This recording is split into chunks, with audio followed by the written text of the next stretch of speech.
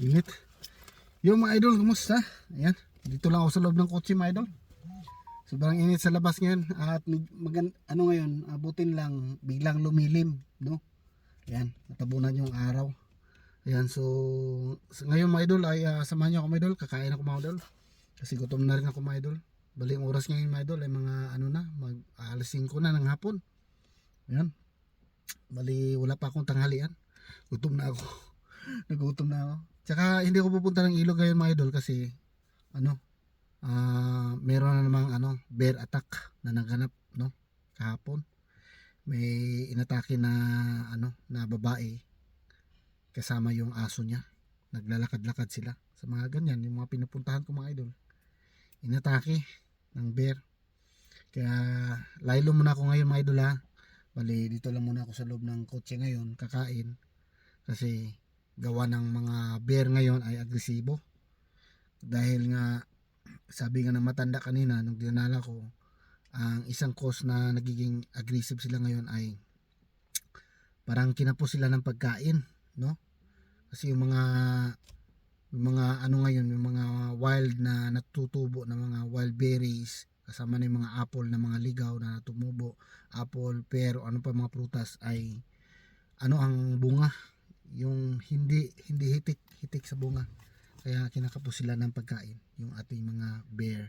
Kaya pagka may naamoy silang pagkain ay pinupuntahan nila. Kaya nangyari ngayon mga idol ay may mga insidente nangyari ay inakyat yung kanilang balcony at may tao doon at yun nasaktan yung mga tao dahil nga lang doon sa pagkain, no, inakyat ng bear, no. Saka yung niyan, yung pinakaunang nangyari niyan dito ay itong lang nakalipas na buwan ay yung batang babae na 3 years old naglalaro doon sa balcony nila. Siguro may kasama pagkain, inakyat ng bear at nakagat pa nga yung bata dito sa likod, dito sa may liig. Yan, nakagat. Tapos may parang scratch dito sa harapan. Tapos nakita ng tatay na yung anak niya ay muntik ng lapain ng bear, kaya inano ng pinana ng wooden bow, pero natamaan daw dito sa bata, tumakbo. Yun, nahanting ng pulis. Tapos may nakita yung pulis ng bear, pinatay. Yun pala mali na bear na napatay nila, kasi yung sabi nung may tama dito sa mata, na tamaan ng pana. Ayun. So sa sumunod na mga awik ay may mga inatake na naman. Ngayon meron naman bago.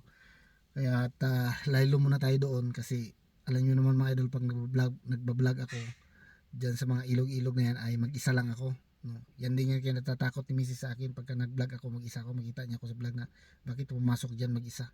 So ngayon mga idol ay hindi muna ako magpapapasaway. Dito na muna ako sa kotse mga idol kakain. Ayan, para safe tayo, ha? Para sa kabubuti ng lahat mga idol. Okay? Ayan. Okay mga idol, so nagbaon ako at dahil madalian mga idol, dahil biglaan na naman yung tawag na magtrabaho ako sa umaga. Kaya ayan, naghanda ako ng masarap na kanin. Ayan. Yung ating masarap na kanin, brown rice mga idol, sinain ko kagabi. Ayan. Tapos siyempre yung ating ulam na walang kamatayan na ulam, ang ating ulam. Ayan, masarap to mga idol, the best.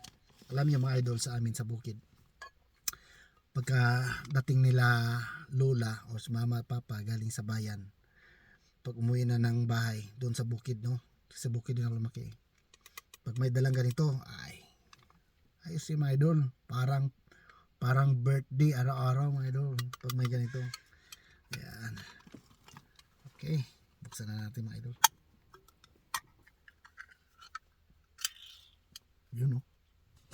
Yan, yung mga idol.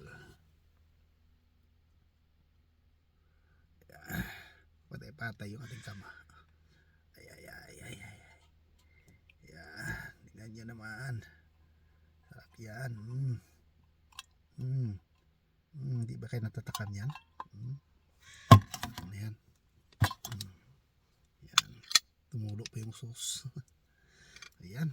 Yan ang ating mumukbangin mga idol. Sarap. At syempre magdasal muna tayo bago tayo kakain. Hindi tayo papasalamat sa Panginoon. Ayan. Diyos Ama, salamat sa grasya na aking tatanggapin. Sana makabigay ito ng kalakasan sa aking katawan para magamit po sa pag-serbisyo sa inyo. Ito ang aking dalangin sa ngalan ni Kristo. Amen. Kain tayo mga idol. Ayan. Sarap ito. Naalala ko mga idol noon, nung sardinas ay parang matabang lang. No? Kailangan pa namin bugburan ng asin. Pero ngayon mga idol, ano na, yung mga sardinas ngayon ay templado na, may asin na. May alat na siya, may alat. Ayos. Kain tayo mga idol.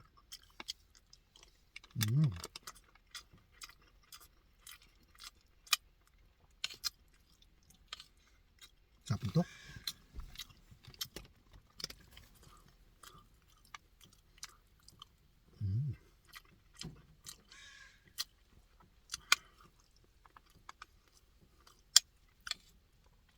Shout out sa mga nakarelate dyan na ganitong ulam.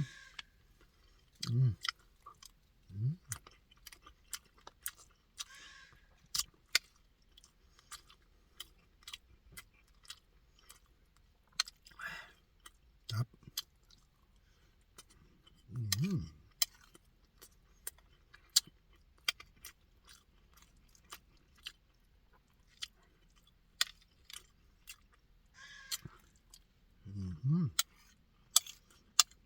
Diba?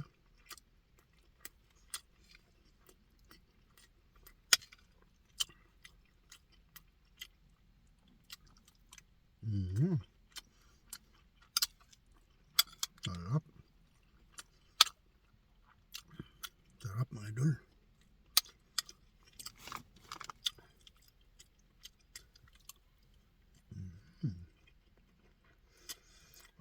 Hapon. Thank you Lord.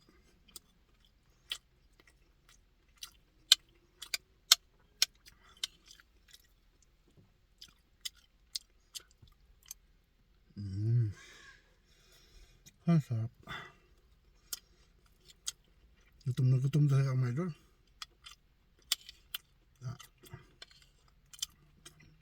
Ganito, gutom na gutom ka tapos ito pagkain mo, sabi sarap. Subukan nyo mga idol. Yung gutom na gutom ka tapos ito ulam nyo.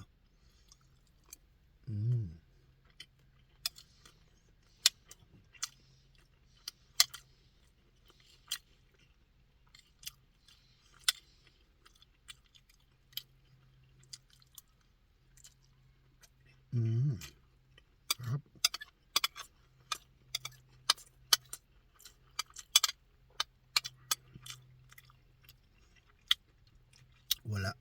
Wala mo ng diet. Salimutan nyo muna yung diet pag ganito ulam.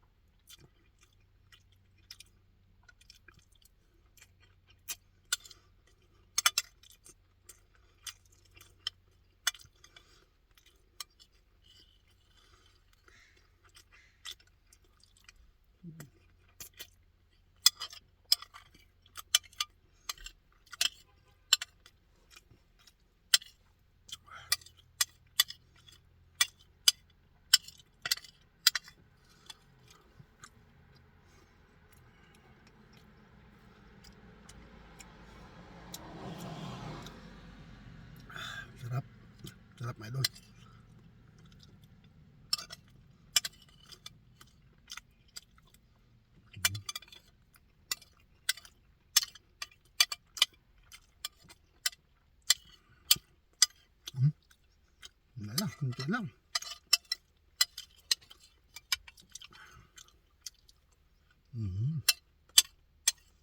Grabe, boss.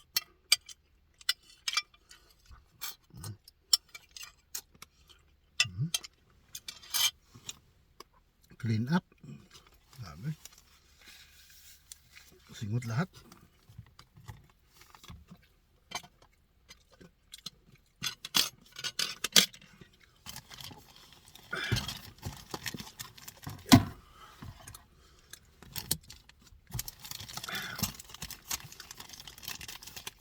Shout out sa mga nakarelate dyan.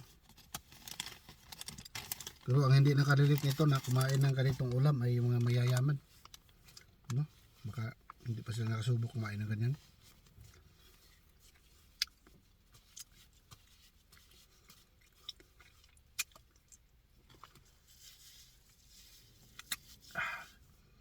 Sa ating ngayon mga idol, kinalakihan na natin yung kumain ng ganyan eh. Kaya sanay na tayo.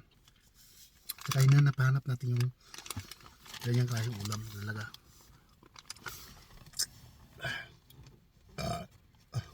Grabe, sarap. Ano naman tayo? Naibsan din yung aking gutom mga idol. Parang nahilo-hilo na ako kanina. Gutom.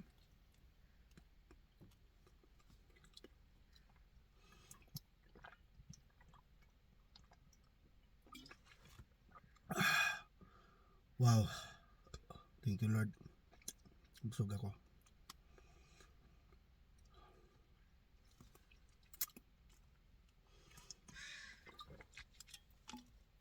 Wow.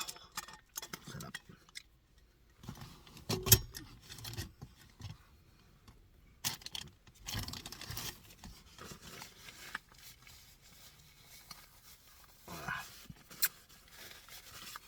Yes.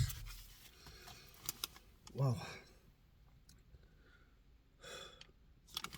Sarap ah.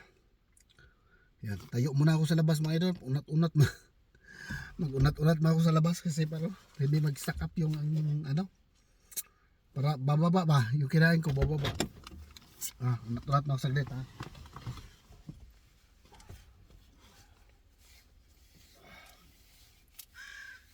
Para bababa yung kinain ko mga idol.